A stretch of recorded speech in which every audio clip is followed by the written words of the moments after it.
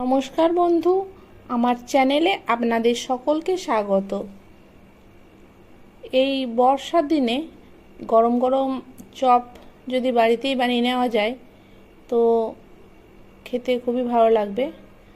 আর অবশ্যই এভাবে বানালে খেতে খুবই সুস্বাদু হবে। তো কিভাবে বানিয়েছিলাম আজ সেটাই আপনাদের সাথে শেয়ার করব। প্রথমেই কয়েকটা শুকনো লঙ্কা আমি একটু ভেজে তুলে নিয়েছি। তারপর ওর মধ্যে দিয়ে দিলাম বাদাম। তো বাদামগুলোকেও হালকা করে ভেজে তুলে নিলাম। আর এদিকে কিছু আলু আমি খোসা সমেতই সিদ্ধ করে রেখে দিয়েছিলাম। তো এখানে খোসাগুলোকে ছাড়িয়ে নিলাম। তারপর ওই প্যানের মধ্যে সামান্য একটু সর্ষের তেল দিলে একটু পেঁয়াজ, আদা আর রসুন থেতো করে দিয়েছি। আদা আর রসুনের পরিমাণটা একটু বেশি দিয়েছি, আর পেঁয়াজটা খুবই সামান্য, কিন্তু এই উপকরণগুলো অবশ্যই আমি থেতো করে দিয়েছি। এর মধ্যে দিয়ে দিলাম হলুদ, জিরে গুঁড়ো আর স্বাদমতো লবণ। তারপর এটাকেও আবার খুব ভালোভাবে মিশিয়ে নেব। তারপর ওই সিদ্ধ করা মেখে রাখা আলুটার সাথে এর মধ্যে দিয়ে দিলাম।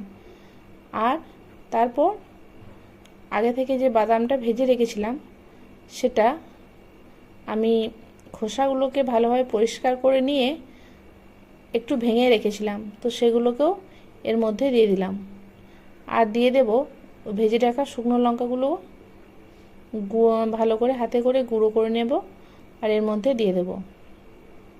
তো আপনারা যতটা ঝাল চাইবেন সেরকম অনুযায়ী শুকনো লঙ্কাটাকে এর মধ্যে মেখে দেবেন।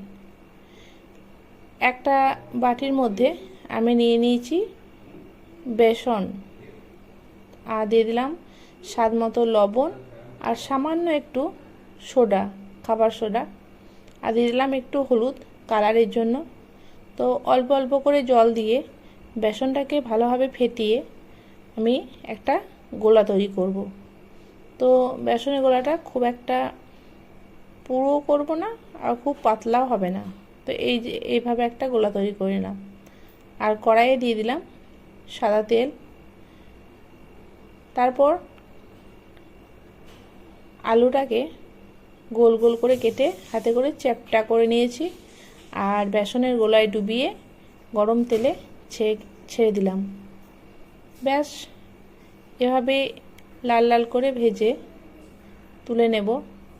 জালটা মিডিয়াম টু হাই ফ্লেমেই রাখতে হবে। আর তারপর প্রত্যেক কটা এভাবে ভেজে আমি তুলে নেব। আর চপটা এভাবে বানালে খুবই মুচমুচে হয়, খেতেও খুব সুন্দর হয়েছিল। কেমন লাগলো অবশ্যই কমেন্ট করে জানাতে ভুলবেন না। আর চ্যানেলটিকে সাবস্ক্রাইব করে দেবেন। যদি আমার ভিডিওগুলো ভালো লাগে লাইক করবেন।